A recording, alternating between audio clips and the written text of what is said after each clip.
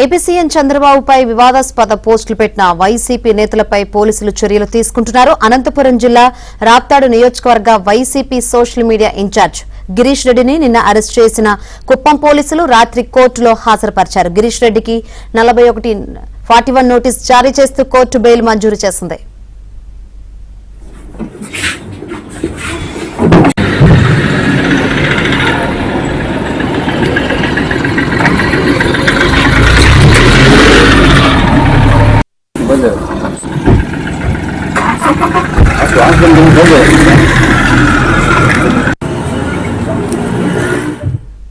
అటు మరో వైసీపీ నేత పూడి శ్రీహరిని చిత్తూరు జిల్లా పోలీసులు నిన్న అరెస్ట్ చేసి కుప్పానికి తీసుకువెళ్లారు. ఇవాళ తెల్లవారుజామున కుప్పం ఆసుపత్రిలో వైద్య పరీక్షలు నిర్వహించి కోర్టులో హాజరుపరిచారు.